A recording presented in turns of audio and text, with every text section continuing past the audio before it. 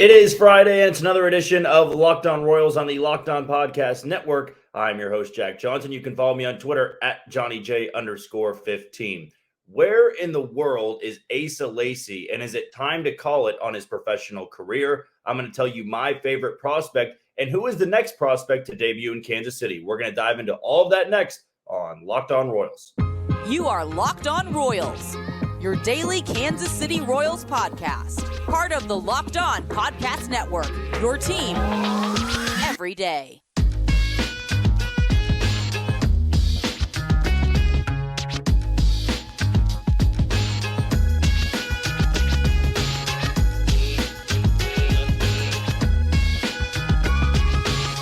You are tuned into another edition of Locked On Royals on the Locked On Podcast Network. Again, my name is Jack Johnson. Follow me on Twitter at JohnnyJ_15.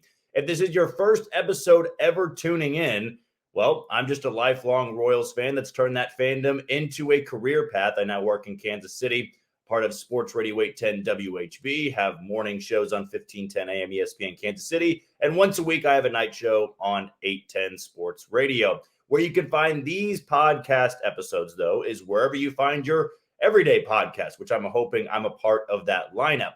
You can get us on Spotify, Apple Podcast, Amazon Music, and you can find us on YouTube. Just be sure to hit that follow button and subscribe.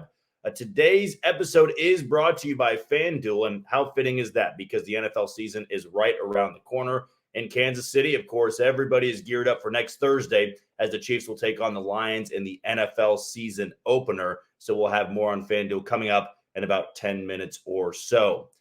I thought it was a good time for today's episode to really be a prospect dive. And we'll start it off with a little bit of negativity, then some positivity, then maybe in between point of positivity and negativity. We have to wait till the very end of this episode. But I do have to dive into Asa Lacy as we wind up near the end of this season. The minor league season concluding, and we didn't see Asa Lacy at all this year. And it's not that Asa Lacy's the first. It's not that he's the first Royals draft pick to fall in line of this bust category. He's kind of right up there with Ash Russell, Nolan Watson. Even Kyle Zimmer had a stretch like this in the minor league level, but he eventually debuted in Kansas City.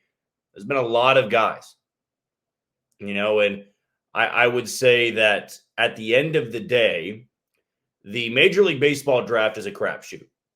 And I'm never going to be that guy that hindsight 2020 looks back and says, at the time, that was just a terrible pick, because a lot of these guys are 18 to 22 years old. You don't know what they're going to look like when they're 19 or 20 or 21, or when they're 23, 24, 25. Back in the COVID year, when the Royals had Asa Lacy basically fall into their laps because you had Miami and Baltimore go with a bit of an underslot pick when Heston Kjerstad went number 2 to Baltimore. That shook up everything, because then the Royals had the option of taking Austin Martin, who went to Toronto, then eventually traded to Minnesota, or Asa Lacy. The Royals couldn't have gone wrong with either pick. I think at the time, I had talked myself into Austin Martin because in all those mock drafts, it was 1-2. It was going to be Austin Martin going number 2. There was no way he was going to follow the Royals at number 4. And then when Asa Lacy was selected by the Royals, I really didn't have a criticism for it.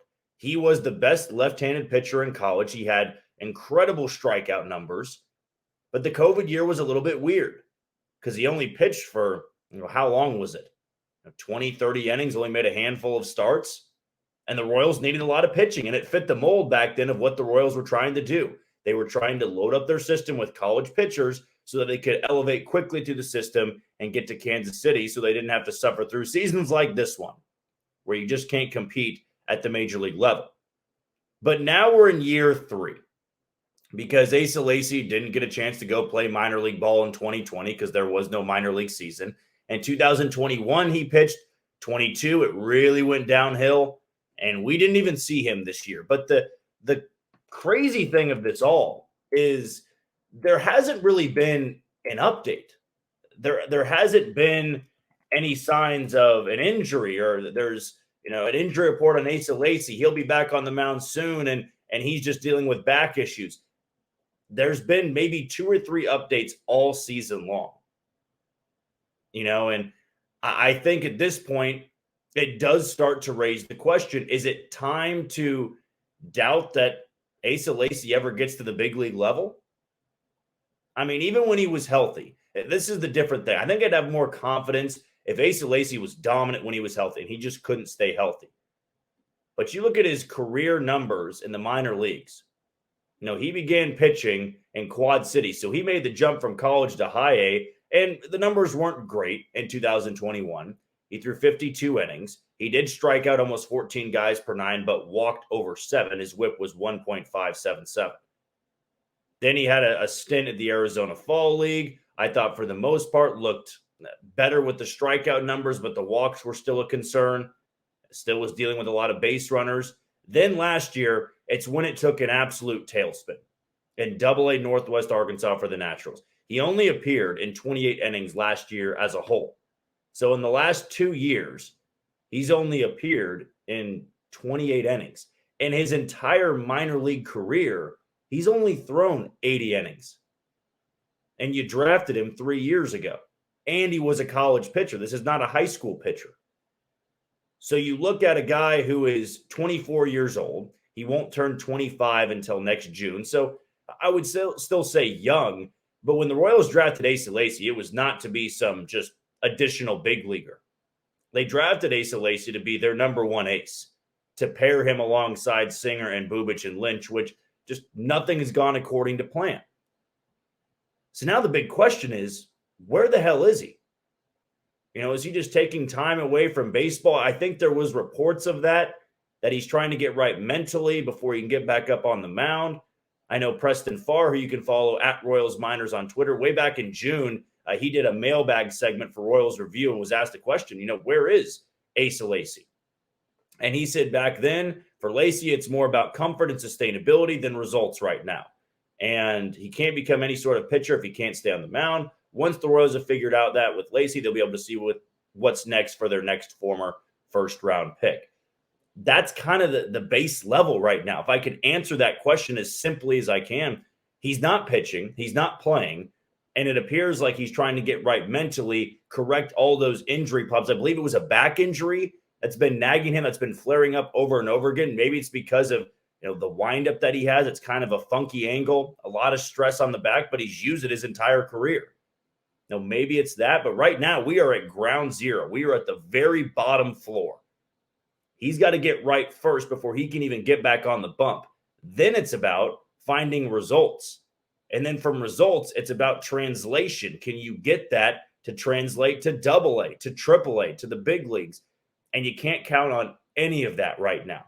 And it's incredibly frustrating for the Royals drafting department because at the end of the day, you can't go inside the mind of a player. It's the old Moneyball quote and predict who he's going to be. You don't know what's going on inside his mind. You can see the talent. You can see the physical traits. You can see the fastball, the curveball, the change. It does not mean you know how they're going to react once they get to pro ball. And so far in pro ball for Asa Lacy, it's been really bad. And it's put a lot of strain and stress on this Royals prospect rank. It's put a lot of strain on this farm system. He's not even a top 30 prospect right now for the Royals, and they have a bottom 5 system in baseball.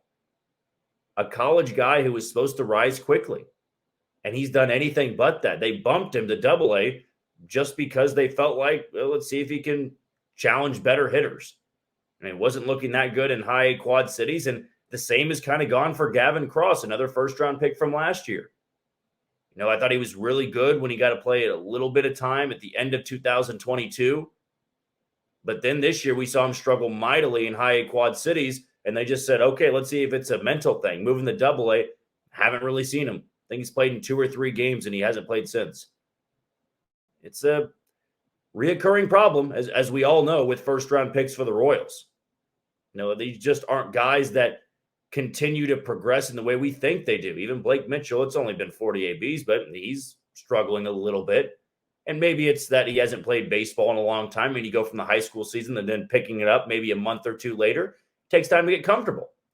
But for these college guys, Asa Lacy can no longer fall under the category of, well, I was overworked in college. No, he's been in the minors now for 3 years. And we just don't know where he is right now. We don't know where he's even located, if he's working out, if he's pitching, because we've only had about 2 or 3 updates all season long. And those updates, like mine today, is just, well, I just don't think he's working. I mean, I'm sure he's trying to rehab to some sense or working his best to get back out there, but we don't have any numbers. We don't have any stats. We don't know if he's throwing bullpens. Nothing. It's been one of the craziest anomalies out there that Asa Lacy is just nowhere to be found. And hopefully going into spring training, we can see him a little bit. But first things first, he's got to get right.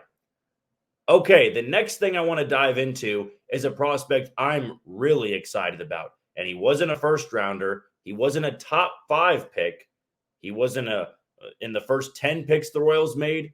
This is a guy who was a long shot, but he's proving to me he is a part of this future core in Kansas City. I'm going to tell you who that is next on Locked On Royals. You are tuned into Locked On Royals on the Locked On Podcast Network. I'm your host, Jack Johnson. You can follow me on Twitter at JohnnyJ_15. Before we talk about a prospect I'm really excited about, let's give a shout out to today's title sponsor in FanDuel. Now, it makes a lot of sense to go with FanDuel because the NFL season is right around the corner. And get ready for the NFL season with incredible offers from FanDuel, America's #1 sportsbook. Right now, new customers can bet $5 and get $200 in bonus bets guaranteed. Plus, all customers who bet $5 will get $100 off NFL Sunday Ticket from YouTube and YouTube TV. Now is the best time to join FanDuel. The app is easy to use, and you can be on everything from spreads to player props and more. So visit FanDuel.com/lockedon and kick off the NFL season with an offer you won't want to miss. FanDuel, the official partner of the NFL. We just had to talk about Asa Lacy and where he's at and what we can expect for him. And I would say right now, can't expect much until we see him out there in game action or even just in a bullpen session to see what the stuff looks like. But now I want to talk about a guy who I'm really excited about. And he's not a top 100 prospect. He's not a guy that's going to wow you with his physical traits, but he is somebody that is easy to root for.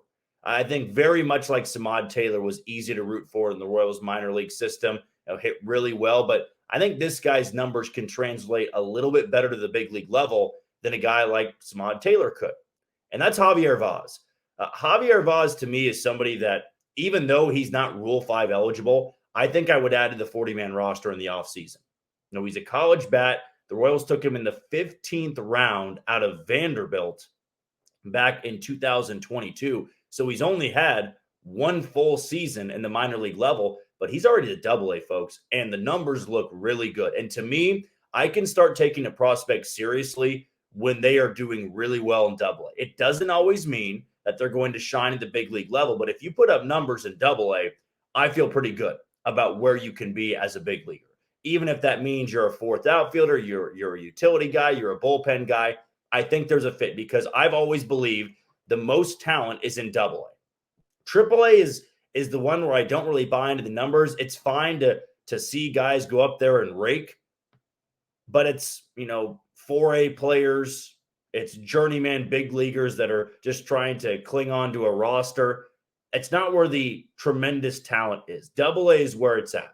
And right now, Javier Vaz has done a great job in AA, but he's done a great job over the course of his entire career professionally with the Royals. And here's why I'm excited. The numbers have remained pretty consistent at every single level, and that's what you have to look for. Gavin Cross last year tore it up in Low A Columbia. And then when he got to High A Quad Cities, it changed for him a little bit. Javier Vaz, despite being taken 14 rounds later by the Royals, he looked really good in Low A, and then you moved him to High A Quad Cities. The numbers looked really good, and now you move him to AA, and the numbers have remained pretty consistent. And here's why it's so important. Let me just start with where he began this year, which this year Javier Vaz began in Low A. He's already in AA. And he's 22 years old. He's lightning quick, small frame, just 5'9". But I really believe he's somebody that you add maybe 10 to 15 pounds, you've got a future center fielder on your roster. And he can play a little bit of second base as well. But here's what he did in Low A this year. Now, he played in just 27 games, but he had a 16.5% walk rate. That's remained pretty consistent throughout his entire big league career, professional career, that is. His batting average on balls in play was .294. His triple slash was .260, 388 OBP with a slug of 370. His WRC plus was 120. Then Javier Vaz got the bump to high A Quad Cities. Or excuse me, I said he began in low A. He was in low A to end last year. I got that wrong. I apologize for that mistake. He did begin this year in high A Quad Cities. So he played 86 games in high A Quad Cities, but still the numbers remain consistent here and prove my point. So in 86 games, he had a 12.6% walk rate, so dipped about 4-ish% from low A. His strikeout numbers went down. He struck out only 8.2% of the time. Batting average on balls in play dipped a little bit to 283, but his numbers went up a little bit. Average went up to 270. OBP just dropped to 367, but still really good. Slug was 390, so that increased, found more power there. And then his WRC plus was 118, dropped just 2 points despite jumping to a much higher level in high A. I think there's a pretty big jump between low A and high A. Then he gets the promotion to double A, and yes, he's only played in 19 games, but the numbers look as good as ever. He's got a 15.1% walk rate, so that's an increase from high A. His strikeout rates jumped a little bit, but not much, just 9.6%. That's elite, what I would think it is. His batting average on balls in play is a scorching 346, and he's got a triple slash of 317, 431 for his OBP, and a slug, a career high at 400. And his WRC plus is at 130. So what I gathered from all of that, which is great for Javier Vaz, in 19 games is going to tell the whole story, but it's something to buy into because he's making these jumps, and it's the approach that's not changing. You know, in 2023, he starts in high A Quad Cities, not low A, like I said. He ended last year in low A, but you didn't see the numbers drastically change. Now, he's a year older. He's got more experience under his belt, but the walk rate has always been high, and that's important to factor in. And on FanGraphs, the Steamer projections had him as a 9.5% walk rate, OBP of 331, and he's looking better than that right now. WRC plus of 88. I think, if anything, what could concern you is he's got a really small stature. He's just 5'9", 150. So that's a really small body to put up there in center field at the big league level. But the approach that he has is something the Royals have been trying to preach at the minor league level, and it's so important to do so. If you have a guy like this that can post an OBP north of 340 and play pretty good defense at center field, that's a center fielder for the future for me. And yes, he's a 15th round pick. He's not a top 100 prospect, but he is somebody I think you can buy into a little bit. I would add him to the 40-man roster. He's not Rule 5 eligible, as was pointed out to me on Twitter, but I think there is a non-zero chance you could put him in Kansas City at some point next year. If he begins the year in Double-A, which of course I would put him in Double-A, and he's tearing it up, you're promoting the Triple-A Omaha by June or July, and then maybe by September, Javier Vaz is on your roster. The Royals did it with Diego Hernandez, and Diego Hernandez, I think, would have been in Triple-A by the end of the year if it wasn't for the injury he suffered in spring training. But Javier Vaz is an easy guy to root for. You can get caught up in Gavin Cross, being that first-round pick, but the two guys right now, to me, that are the most exciting to watch in the prospect ranks, Mason Barnett, who was a third-round pick last year out of Auburn, and then you have Javier Vaz, who was a 15th-round pick out of Vanderbilt. Mason Barnett on the pitching side, Javier Vaz on the hitting side. He's not going to, fit the eye test. I think the swing's really good. I think, kind of a guy I've tried to compare him to just based off looks and swing a little bit is Cedric Mullins of the Baltimore Orioles. I think that Javier Vaz, if he got to that level, would be very much appreciated by the Royals. I think that would be a really good comp for him. Still a ways to go, but I've loved how the numbers have translated from low A to high A to Double A. Right now, he is the prospect I am the most excited about in the Royal system. I know I could bring up guys like Carson Roccaforte. I could bring up guys like Spencer Nivens, Jared Dickey that have been hitting really well at the low A level right now. I could bring up Blake Mitchell. I could bring up Caden Wallace, Ben Kudrna, Frank Mozzicato. But Javier Vaz, to me, I'm kind of clinging to him right now. He is a guy I'm really rooting for and hope to see him in Kansas City. Maybe as early as next year, the end of next year. But if not, I fully expect him to be on the roster in 2025. The last thing I want to talk about is who's the next to make their debut in Kansas City. Nick Lofton is going to get the call later on today. But who's going to be that other guy? Is it going to be somebody that's already in Kansas City? And if it is there any chance we'll see another rookie this year? I'll tell you next on Locked On Royals. You are tuned into Locked On Royals on the Locked On Podcast Network. I'm your host, Jack Johnson. You can follow me on Twitter at JohnnyJ_15. That's at JOHNYJ_15. And find all of our podcast episodes on those podcasting platforms, Apple Podcasts, Spotify, Amazon Music, and you can catch us on YouTube. We've had a lot of prospect talk today and a lot of debut talk and timeline talks as to when these guys could appear in a Royals uniform. But now the big question is, after Nick Loftin is going to be joining the team in Kansas City, who's the next to do so? I don't think the Royals have a roster crunch. I don't think they need to worry about keeping certain guys and losing them to waivers, because I believe, maybe by the time this podcast comes out, the Royals have already announced that move with Nick Loftin. But I believe Matt Duffy or Matt Beatty are going to be the odd man out. And then I think the next guy to make their debut would probably be on the pitching side of things. I really think Tyler Gentry deserves a spot, but somebody's going to have to be another casualty that you're probably playing every single day in Kansas City, or at least every other day in Kansas City. So I don't know if Tyler Gentry is going to get the nod this year, which is unfortunate because he was so good to close out the year. I'd love to see him up in Kansas City. I just want to be proven wrong for this particular thing.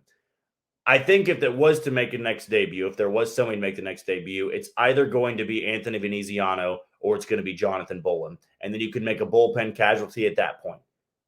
If you want to send down Colin Snyder, take him off the 40-man roster, you could add one of those guys, because both of them do need to be added to the 40-man roster. And it's okay, I think, for one of those guys to get a crack in Kansas City in September. These are older prospects. These are college arms. Jonathan Bolin's a great story. He was great his last time out. Throw Jonathan Bolin in the bullpen. Or if Brady Singer's dealing with arm fatigue, give one of these guys a chance to start in Kansas City this weekend. I don't believe the Royals have announced the starter for Saturday or Sunday. So maybe that's a chance you could give it to Anthony Veneziano. I would need to go back and look as to when his next scheduled start is. Jonathan Bolin just threw, I believe, 2 nights ago. So that would probably be lining up for more so next week.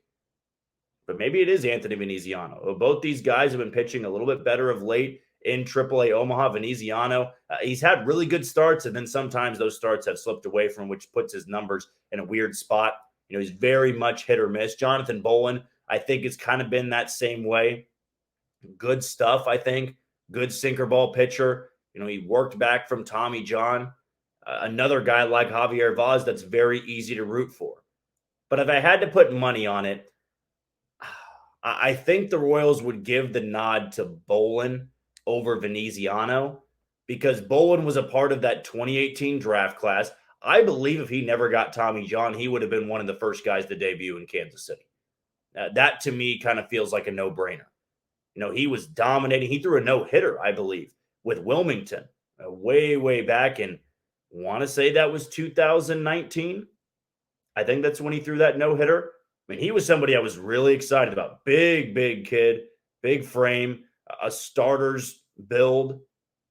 And I thought he was going to have a chance to compete in the rotation. When guys like Angel Serpa and Daniel Lynch, when he's struggling, and Chris Bubich were up there, you felt like Jonathan Bolin could have been just as good or better than them. So I've never really questioned him as a big leaguer. And I feel like the Royals may give him that nod because of how hard he's had to work to get back from Tommy John. He's had some setbacks from time to time, but maybe it's something to consider. Austin Cox was not ready for Kansas City. His numbers were not great in AAA Omaha, but they gave him a chance, and he's held his own. He is not imploded at the big league level. I'd expect the same from Jonathan Bolin. So you'd have to make a 40-man roster move there, and I think that's pretty easy to do. There's a handful of guys in the bullpen I would be quite okay with parting ways with, removing from the 40-man roster. There are, as you saw my tweet, as you listened to my podcast yesterday, there's 18 guys I would be willing to take off this 40-man roster, 15 before any trades would happen this offseason. And I wouldn't really think twice about them. Give some of these guys a chance. I don't want to see somebody in Kansas City that we've already seen. If you're going to be losing 110 games, give some guys a chance that may not be on the roster next year.